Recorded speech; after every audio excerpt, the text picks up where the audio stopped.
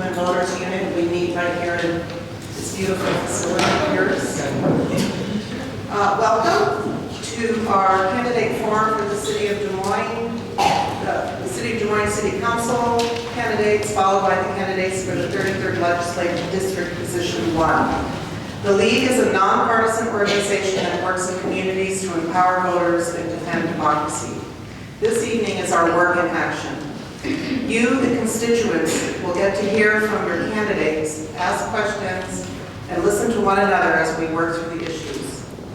Locally, we completed the Highline School Board Candidate Forum and the Federal Way City Council Forum 2 weeks ago, and last week we did the Burien City Council candidates. The recordings of all these can be found on our website. This forum would not be possible without our partners, which include Wesley Des Moines, which is hosting the event, and the American Association of University Women, who is supporting the volunteering staff for tonight. Resident Tim Ryan, videographer for the in-house channel 370, is recording the event, and it will be available on the League of Women Voters of Seattle-King County website. The League wishes to acknowledge that we are on the traditional and ancestral and unceded territory of the Coast Salish peoples, including the Muckleshoot, Puyallup, and Duwamish tribes people who have stewarded this land since time immemorial. We pay our respect to their elders, past and present, and we recognize their ongoing relationship with this land. Now I'm going to turn the microphone over to our very capable moderator, Kathy Jorgensen, who will take things from here. Thank you.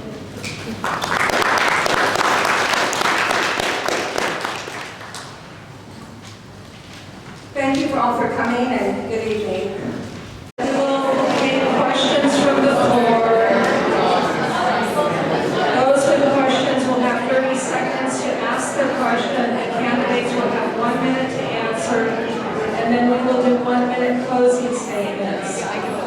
So please find your seat and let's get ready to become informed about our candidates for this election. The state legislature, among other things, establishes a budget and enacts legislation that affects the entire state of Washington. House representatives are elected for 2-year terms and even years. However, this year there is a special election for a House representative in the 33rd District as a result of Tina Orwell being appointed to a vacant state Senate seat. The candidates for this position are Kevin Schilling and Edwin Obras. They are seated to my left. And I would like to begin, we're going in alphabetical order, so Mr. Obras will give his opening statement first, and the closing statements will be done in reverse order. Thank you so much. Good evening, everyone. At this point in time, I'm usually winding down, so I really not apologize, but thank you for being here. I know you all want to be civically engaged, and I appreciate it very much. Again, my name is Edwin Obras. I am the state legislator, state representative for the 33rd Legislative District, Position 1. I was appointed in December. And just a little bit about me. I'm an immigrant from the Philippines. I came here when I was 1.5 years old, and I'm the first in my family to have graduated from college, and I'm proud to have also have a master's degree. So education is really important to me. I have 25 years plus years of working in human services. I have had the opportunity and privilege to work in community, ensuring that folks who are marginalized, folks who are low income have opportunities. I've worked in the area of food insecurity, homelessness, housing, and currently I'm working with managers or people that ensure that we have domestic violence and sexual assault services and contracts out in the community at the City of Seattle. They also have crime victim advocates that I help support. And those folks help the most vulnerable who have been impacted by violence in our communities through the judicial system. I appreciate everyone's engagement here tonight. I'm looking forward to it. Again, I have worked in Olympia this past session, and I want to talk to you and let you know about some of my accomplishments. I had a very successful first term in terms of passing legislation to ensure that we have worker protections for tipped workers, the most vulnerable who are isolated workers, and ensuring that frontline staff are getting paid their fair share, as well as have safety mechanisms in place. I am a 22-year resident of SeaTac. Have lived in the house that I purchased there, where I also helped raise my son, who is a productive 27-year-old with a job. And I want to make sure that that not just people in his peer group and the next generation of young people have opportunities to education, jobs, and ensuring that their safety net is there in case they're not able to do that. So thank you.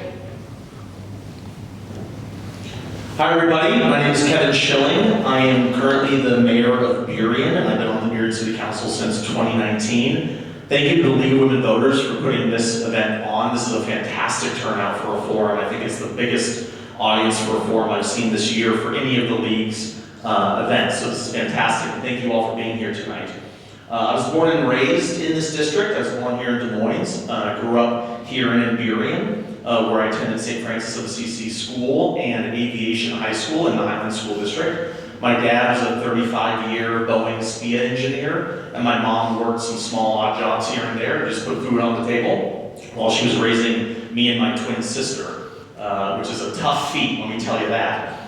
Des Moines has been a wonderful place in my life, and I have a relative that actually lives here in the Wesley, so it's a phenomenal, incredible facility and community that you all share. So thank you all for being here tonight.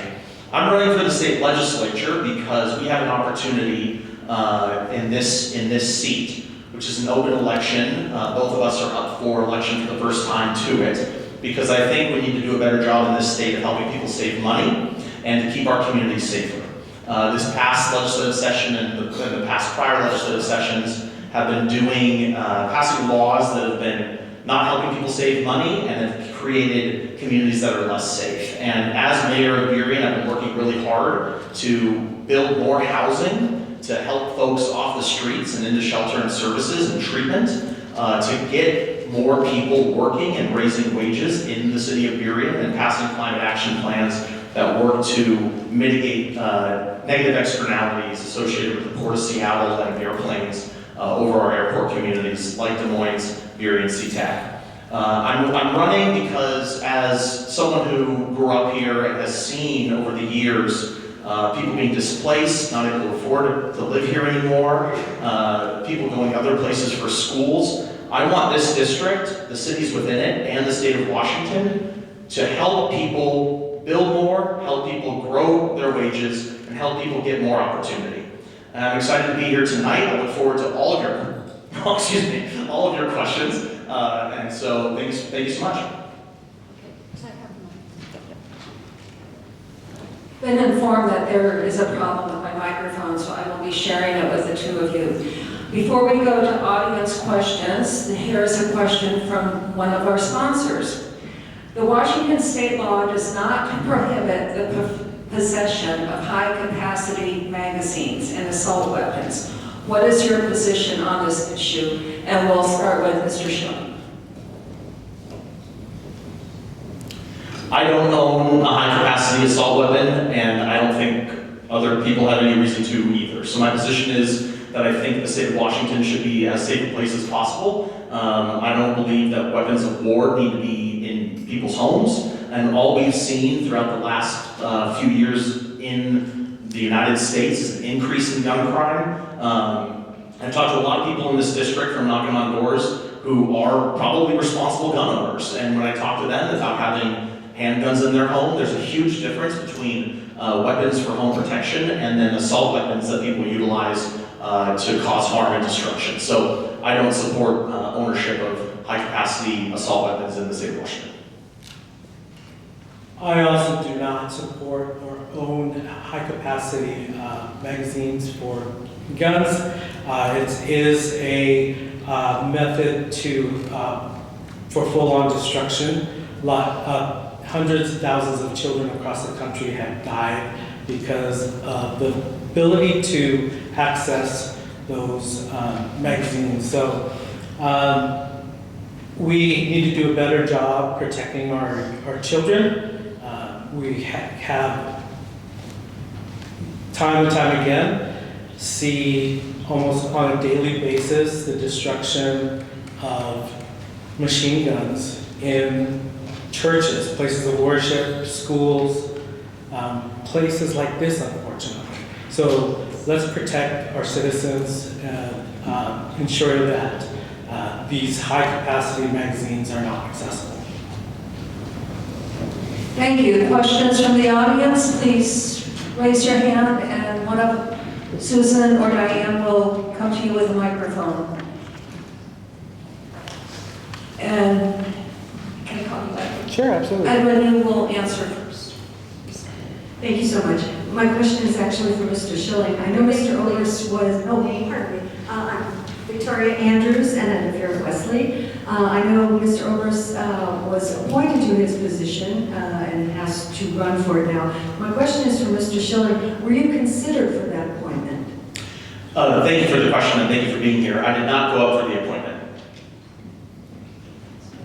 Next question.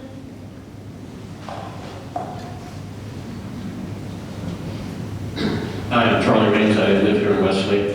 Washington Wildlife and Recreation Program provides funding for state agencies and local communities like Des Moines to provide funds to acquire and protect habitat for salmon and spotted owls and to do recreation projects, both the acquisition of the lands and the development. Will you make WWRP a priority for your requests to the Capital Budget Committee? The answer is yes. We want to prioritize recreation and ability for families, children to be outside in a safe, thriving environment. In fact, we put in the capital budget some funding for a park redevelopment in the city of Kent, and also an area that will be developed on closer to the east hill of Kent, that will ensure that families will have a safe place to go, that they can enjoy the environment. Salmon is a crucial part of that area where it can be protected and salmon runs will thrive. So I would definitely continue to support your organization and the capital requests. I would support that as well. On the City Council of Burien for the last 6 years, I voted in favor of our climate action plan and worked to invest for expanding Miller Creek protections, specifically for salmon. And I think that salmon is a sacred entity in the state of Washington, that for years, both parties and politicians of all kinds have wanted to support and protect salmon habitat, whether it's for natural growth of salmon populations, or for fishermen, or for just having a natural habitat that is beautiful, natural, and easily accessible for everybody. So I would absolutely support that and have supported that over the course of the last 6 years in Burien, where we put investments into salmon habitat in Miller Creek. Thank you. Next audience question. Hi, Shannon Josie, local Burien resident. There's been a lot of talk about public safety on both sides, with the campaign for Edwin stating there's no confidence in Mayor Schilling, citing a Burien PD officer who has since been disgraced for sexual misconduct at work. I would like to know how you would vote to keep our district safer and work with the Sheriff's Department who refuses to enforce the law. Thank you for that question from Burien. Appreciate it. My first session, I worked with my colleagues to come up with some solutions around public safety. There was a bill, 1250, that ensured that jurisdictions, cities, towns, counties can raise the sales tax by 0.1%. That would generate $100 million over the next 2 years. And I was part of that group of legislators, freshmen, who said, let's do this. We need to ensure that our cities and our small towns are safe and find a way that it goes back to decision-making from the local jurisdiction. I'm proud of that, and I hope that the cities across the district apply for those grants. But you gotta make sure that that tax is raised first. So we're putting some of that power back into local jurisdictions. Thank you. I'm proud to be endorsed by 5 law enforcement agencies, including the King County Sheriff's Officers Guild, as well as the Washington Cops, which is the organization that represents rank and file law enforcement officers in the state of Washington. I think that the question significantly is about enforcement of laws. And in cities right now, the vote to pass the public safety increase, funding increase, could or could not happen. In Des Moines, it did not happen. In Burien, we had a levy on the ballot this year to see if it will happen or not. But significantly, communities are needing more resources to tackle an increased level of crime, as well as public drug use and mental health concerns, which is why I'm really supportive of co-response models, where police officers go with mental health providers to help folks who are suffering with mental health addiction on the street. And I think that this Washington State Legislature voted on a lot of laws that actually hurt communities, that allowed criminals to not be taken. Oh, stop, I'll respect the time, thank you. Okay, thank you. I asked that questions be directed to an issue, not to an individual candidate. So with that in mind, do we have another question from the audience?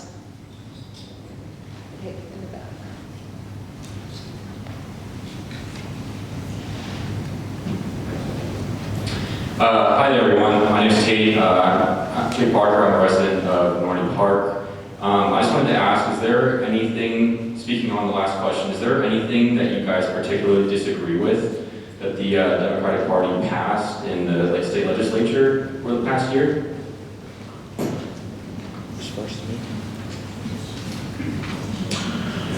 I disagree with the overall final budget that raised taxes to the historic levels they were raised to, indefinitely increased the gas tax, raised the sales tax, raised property taxes, and raised B&O taxes, as well as made significant cuts to Medicaid, hospital reimbursements, adult dental Medicaid. I think that it is very troubling that the state legislature increased taxes to the highest level it's ever been in the state of Washington and made massive social safety net cuts. So I disagree with the party leadership on that decision that was made this last session.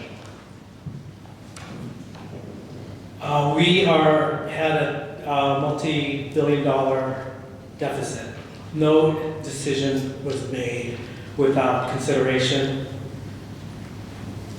Being a freshman legislator, it was tough. It was tough on my values as a progressive candidate who saw some of these cuts hurt some of our communities.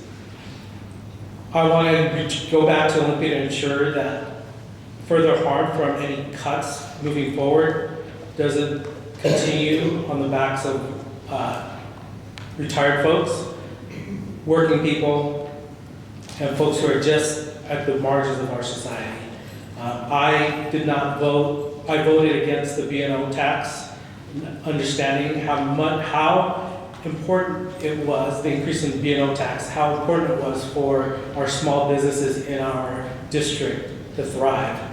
So please reach out to me if you have any questions about the taxes I voted on. Okay, next question from the audience? If not, I can ask one of our sponsors. Hi, yes, Daniel Martin from Burien. Oh. So yes, Daniel Martin from Burien, thank you. First, I'd like to clarify that it was all 30-something of Burien's police officers who signed a letter of no confidence in Mayor Schilling for his engagement. Okay, excuse me, this does not pertain to a topic that a state legislator would face. Absolutely. My question is, do you agree with Justice Sotomayor that sleep is a biological necessity and not a crime? Do you believe that housing is a human right? These are not topics that the state legislature would have to deal with. I strongly disagree. You are free to disagree. Housing policy, excuse me? I've got the floor now. Okay. Is there another question from the audience that pertains to an issue the state legislature will face? Yep, someone's coming.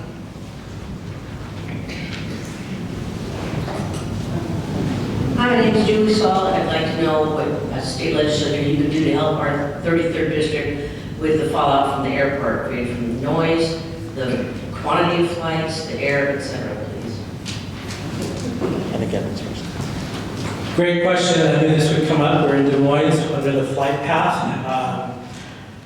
I grew up in South Seattle. Noise from and traffic from Boeing, from SeaTac Airport, I-5, and the trains. It is extremely heartbreaking to know that some folks in our community are ill because of the particles that are falling from jet fuel. Each community here really has an opportunity to come together to work with the Port of Seattle.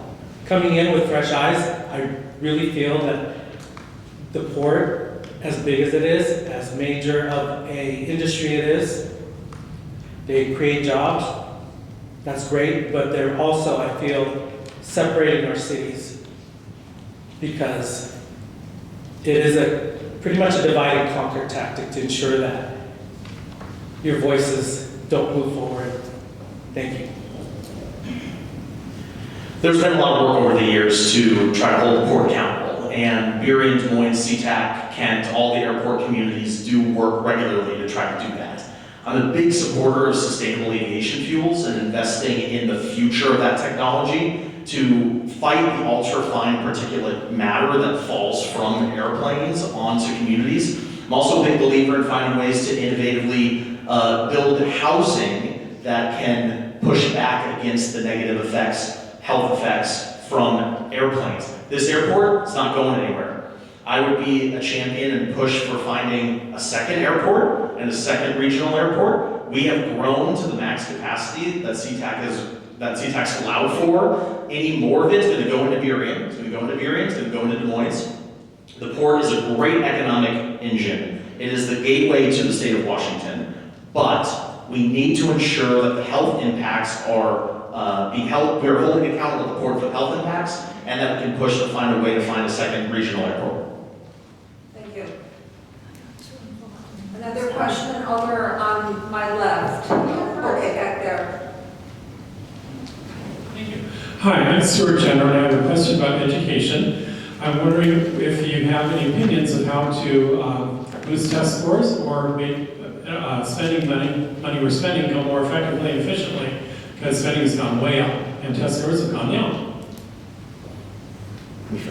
Thank you for that question. I know you've been a great advocate for this, Stuart. And as a graduate of the Highland School District, I'm proud to have been to a school that's tried some new innovative ways of getting kids to have higher test scores and go into college. So I'm a big fan of obviously smaller class sizes, STEM education, project-based learning. But I think the idea of outcomes is the most important part. In the state of Washington, we constantly hear politicians saying, we need more money, we need more money. But we never really focus and hold politicians or schools accountable to outcomes. And I want to do that. I think we need to be more focused on outcomes. We need to be more focused on ensuring that students have equal opportunity to access resources and try innovative learning solutions to get into the workforce where they can get a good job, where they can continuously build skills to earn more money.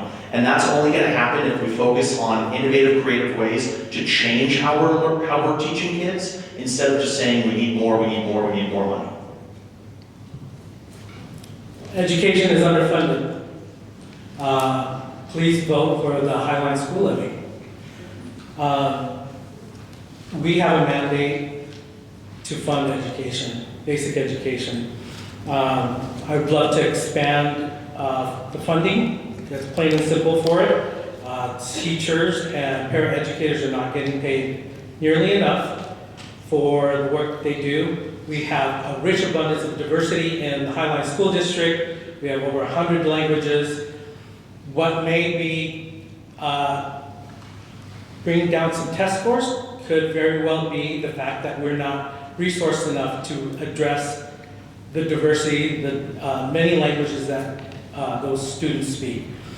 I would love to work with the school district as the legislator and continue some dialogue around how the state can support education. I am endorsed by teachers, the Washington Education Association, and I would love to continue working with them as well. Thank you. Another question from the audience?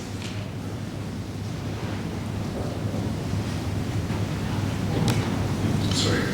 Hi, my name is Bob. I'm a resident of Des Moines, and I voted for your opponent during the primary. I've been a youth umpire for several years and involved in many ways with youth, and so I'm greatly concerned with not just education, but safety. And this last session, the Democratic-controlled legislature basically gutted the Parents' Rights Initiative, which was passed by a majority of Washington residents. Do you have any comments on that?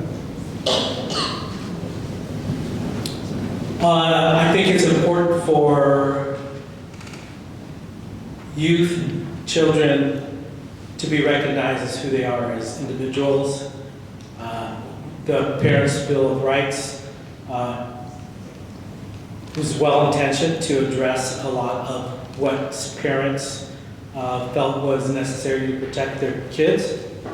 I think we could have a debate on what that looks like individually, but we were also ensuring that children are protected, fully, whether they're transgender, gay, bisexual, youth.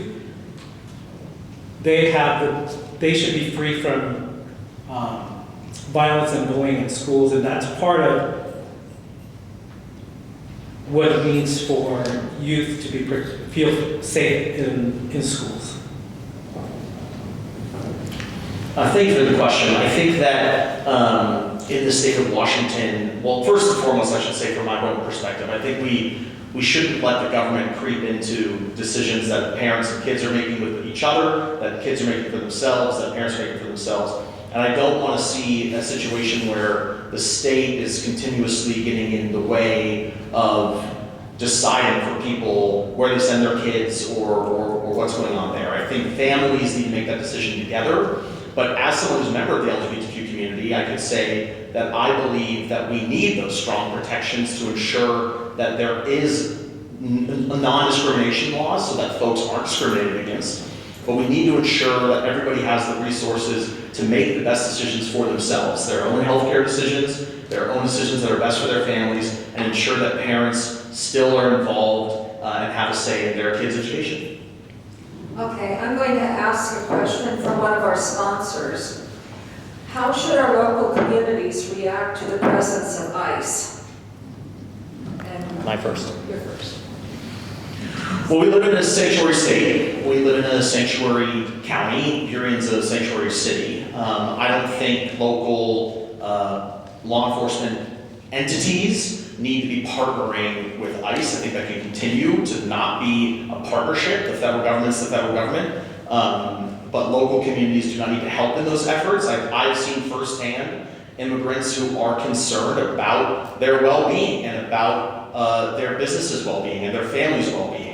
And we shouldn't live in a society where we have folks concerned for just walking down the street at all, regardless of who you are. I think this is blatant, to be honest, I think this is blatant overreach of the federal government, this is blatant overreach of the Trump administration. And I think that where we're at as a state and local communities where we do not partner with ICE is generally a good thing, because this is not a positive way to conduct any kind of immigration policy. But certainly I would support not partnering with ICE the way they're doing it. This is just horrible for our communities. ICE is here because there's also detention facilities here. We have one in Tacoma that is housing inhumanely detention folks who have no due process. We have no business in supporting any of the ICE activities. As Mayor Schilling had just mentioned, jurisdictions, Washington State or sanctuary cities.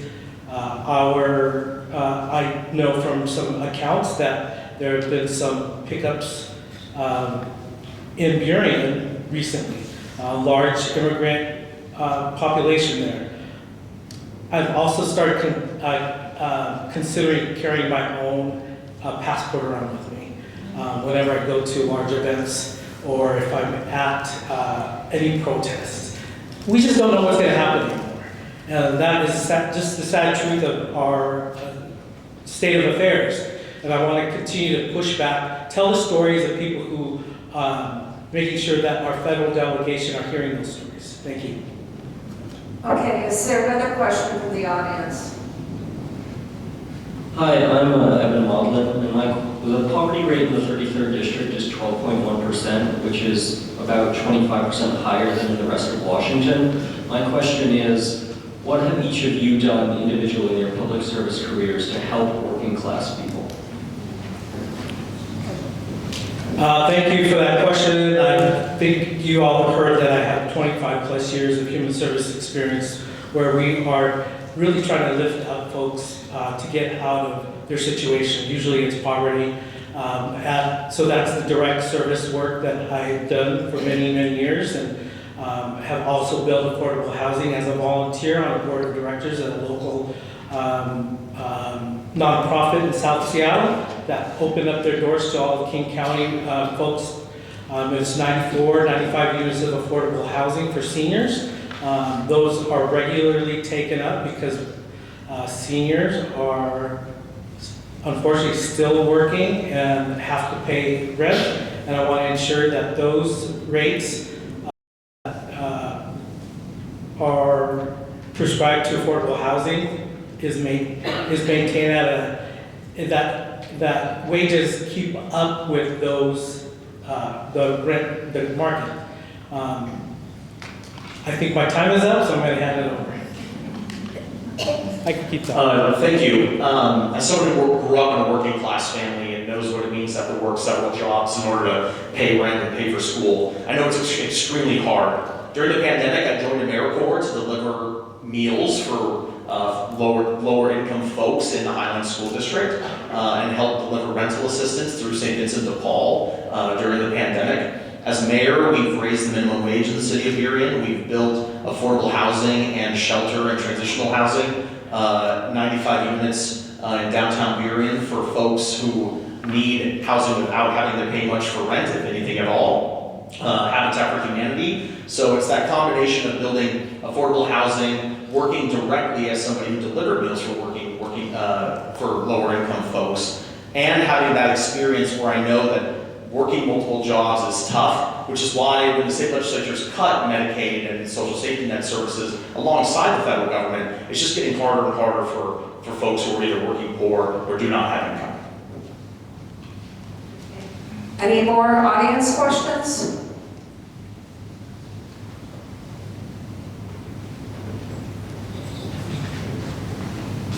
Hi, my name's Harry. I live here in Des Moines. And cities around your district are very concerned about unfunded mandates from the state legislature, be it the threats of lawsuits for not providing shelter without any funding for shelters, and or the state Supreme Court requiring increased levels of public defense without having any money, additional money for public defense. What are your positions on unfunded mandates, and what are you going to do, offer to the cities in the district to help avoid unfunded mandates coming to them? Thank you for that question, Deputy Mayor. I don't support unfunded mandates on local governments. I think it is extremely difficult for local governments to keep up with the already mandated rules and regulations that the state, county, and federal governments puts onto them. And the only solution that you ever hear is that local governments, county governments say, raise the taxes. We need more taxes to be increased. And that's just increasing the burden on folks who are already cash strapped. So I don't support additional unfunded mandates by the state government on the local communities and local governments. It's about partnerships. It's about the state legislature and the state legislators coming into local governments and county governments and saying, what do you need? How can we work together? How can we create a program or a funding stream that works for you? We're seeing struggles with this with Kent with their streamlined sales tax. We're seeing it with the public safety levies that need to be approved, but it's really hard out there. And we saw that when the ARPA money went away from local city governments. For Burien, it was $11 million that we now can't backfill. And I know that Des Moines and other cities are having a similar issue. I think that's a good question, but it's difficult for me to say as a legislator, no entirely across the board. I think there's going to be instances where unfunded mandates will have to be taken looked at carefully and ensuring that there's might be some movement in the city level to be able to fulfill that. But I think part of what you bring up also is the cost of living in our state. We have the 49th most regressive tax system. We need to overhaul it, reform it to ensure that basic services are not just on the backs, or have to be provided on the backs of working folks, people like you and me, people who are retired. So let's take a big system-wide approach at problem solving, but I appreciate the question, thanks. Okay. Another question? Hello, my name is Sid. A bill was recently proposed in the 2024 legislative session that ordered the resentencing of sex offenders and violent criminals. Do you support this legislation to lower penalties on these types of offenses? It was in 2024 or 2025. There was a bill to look at resentencing in 2025. This was not something that if a criminal who has been serving could just walk out because they had applied for resentencing. There is a fairly long process where the judge is obviously is part of the decision making, obviously, but there's a long decision process about how somebody who's released is just let go. We banned in 1984, I believe, the ability to, I'm sorry, I'm losing the word right now, but the ability for folks to vacate their sentence. Somebody probably has a better word for it, but parole has been outlawed since 1984. I would not support lower sentences for sex offenders or rapists or murderers as that bill did. Okay. More questions? Okay.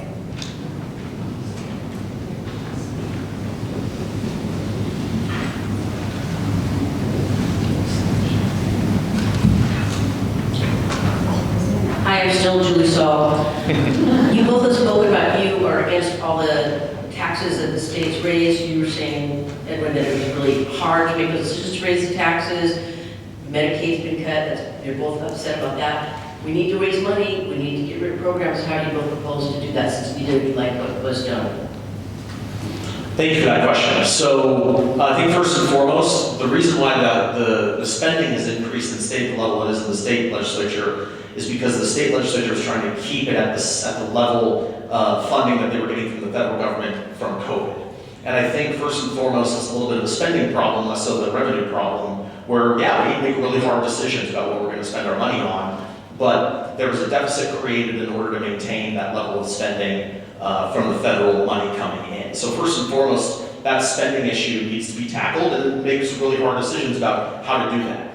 I also support making sure that we have progressive revenue that is not on the back of working people, the way that the taxes that were passed this last legislative session did. And so whether that's a progressive tax of some kind that is more forward-looking, we need to do something like that. They had the opportunity to do that this year, they didn't. And I think we need to be sure that it's not on the backs of working people, that we're growing our economy and making sure that more investments coming into the state and more businesses are being started so that economic activity is generating more revenue. I was asked a similar question when during the appointment process last December, and one of my points I really wanted to make was that we have the ability to overhaul our tax system at some point. It'll be a long process, but I proposed during that appointment process that we have a wealth tax. The highest earners and largest businesses are not paying their fair share, and we need to ensure that we have some equity around how our state collects taxes. It's on the backs of working class folks who make up majority of this state. Thank you. Okay, a question from our sponsors. Is there adequate cooperation among local jurisdictions and the various government levels to deal with issues related to homelessness? What needs to be strengthened or changed?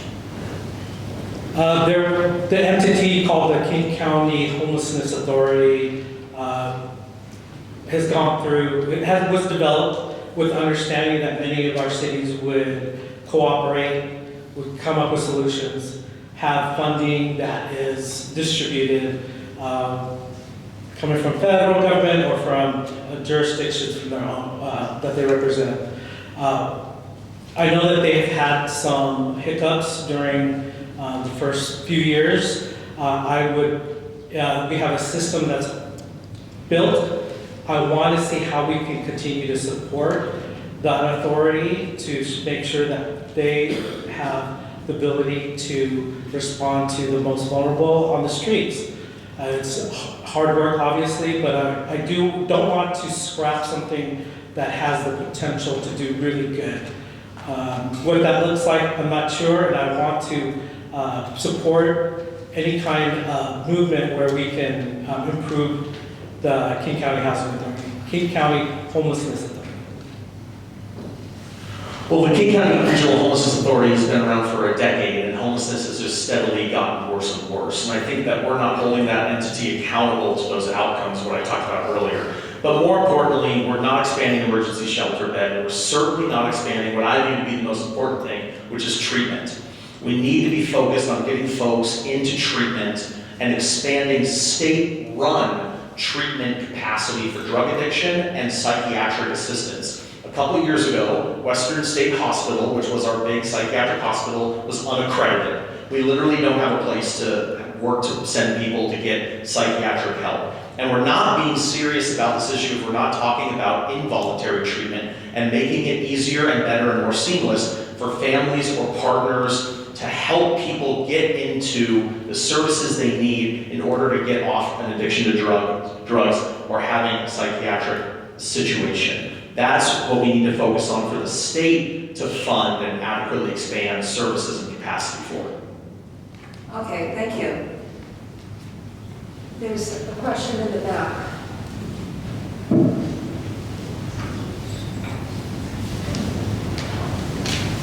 Hi, my name is Sandy Masorti.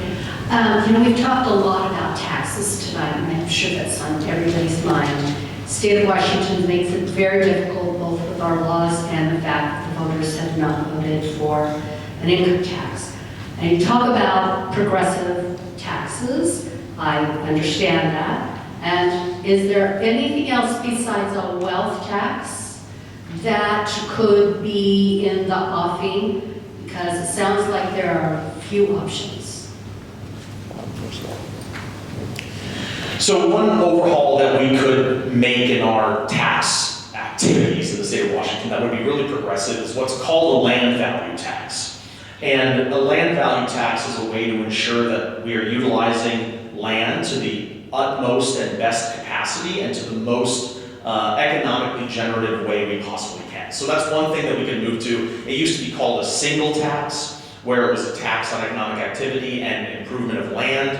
That's something that's been building a lot of steam, not only in the legislature, but around the world right now. So I'd support something like that, moving away from property taxes and away from B&O taxes and more towards a land value tax of some kind and taxation on economic activity. That's the only way we can generate enough revenue that is consistent and progressive and gets us to where we need to go as a state. Because right now, increasing the gas tax indefinitely on working people doesn't help. Sales tax increase doesn't help. And if you do end up in a bad economic situation, sales tax collections don't get you anywhere.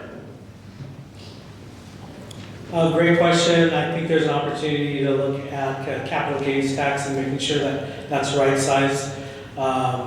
Again, Washington State is the 49th most regressive in terms of taxes, having to depend on the folks in this room to fund basic services. I want to continue to have these conversations.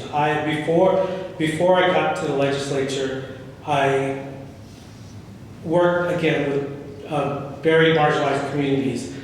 And what was difficult for them was that they had to pay, obviously, taxes that was hurting them in their business, but also just the cost of living in the state, because now we have tariffs.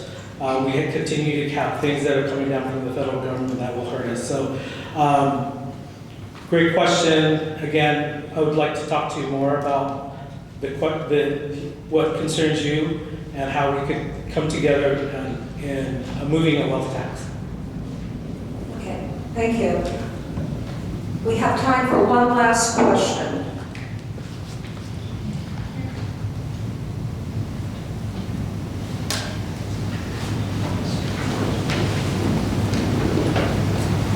Good evening. I'm Stan Nilsson from Boulevard Park. The gas tax in Washington is one of the highest in the country. With the proliferation of electric vehicles not contributing to the gas tax, but using our roadways, which the gas tax is supposed to be used for, would you consider adding some sort of tax or revenue onto electric vehicles? Yes. The EVs are the way of the future, and we cannot continue to undermine ourselves if we're not going to use that as a mechanism to create additional taxes. Roads still have to be fixed, potholes, expansion. We have 509 that's just coming through here. Obviously, there's tolling that's going to occur, but EV drivers will have to pay their fair share. It's equitable, and I believe that we have the opportunity to do great things. Washington State is leading in EV usage, and so let's use that opportunity to ensure that our state is funded.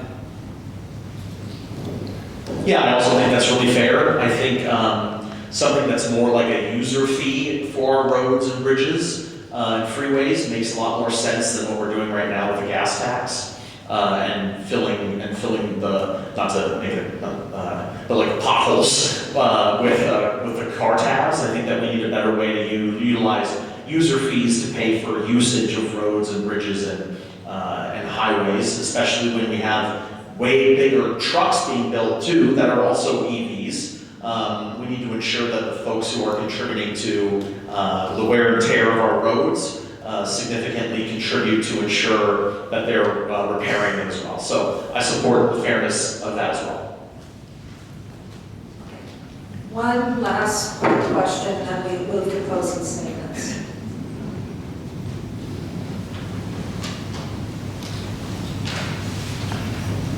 Hi, my name is John Borkel. I live in Des Moines, and I have noticed many vehicles on our roads that have expired tabs. I see them everywhere, and interestingly enough, I see them on very expensive cars. And they're not being enforced. What's going on with that? What do we do? That's got to be millions of dollars to the state.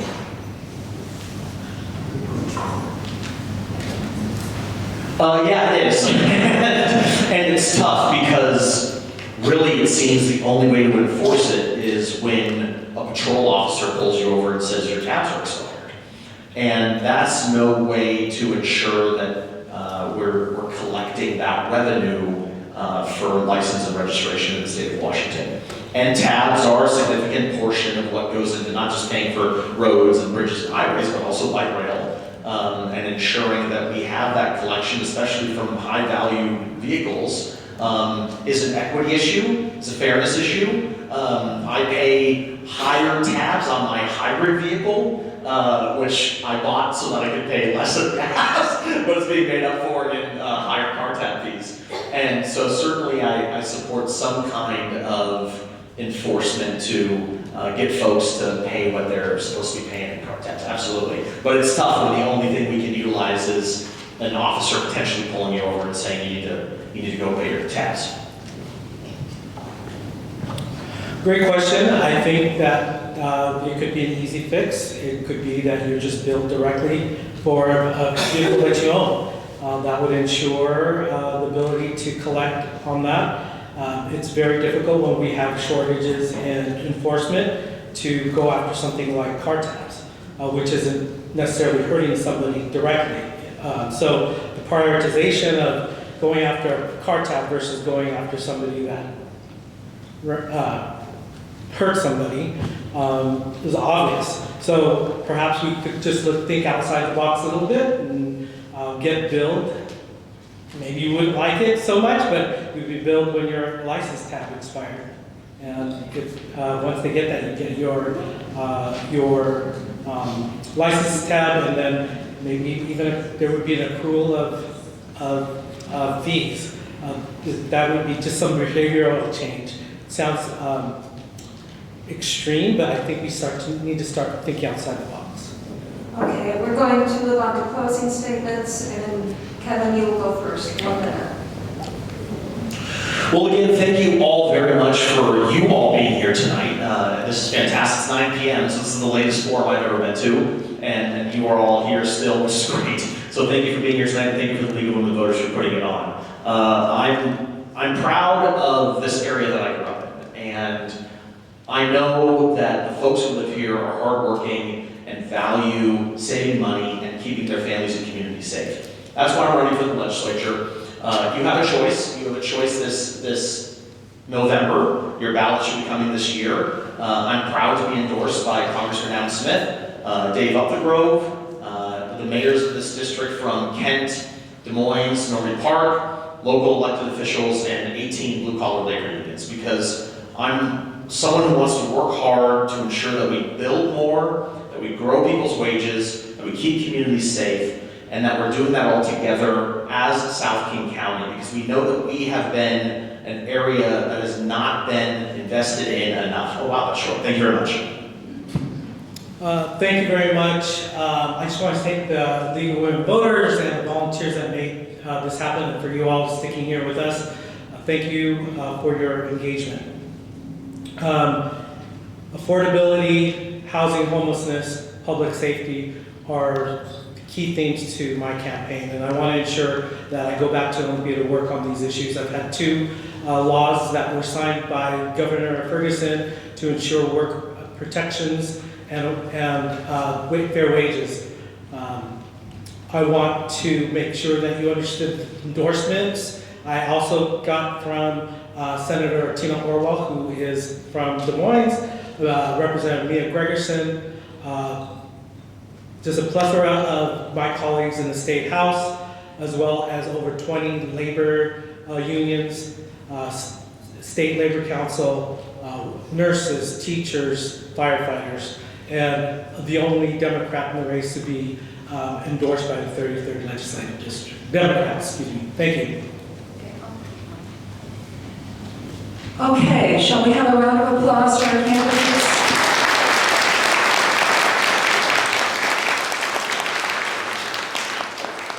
Okay, and thank you, both of you, for coming and participating in this forum. And a reminder to everyone, ballots will be mailed October 15th, Election Day is November 4th.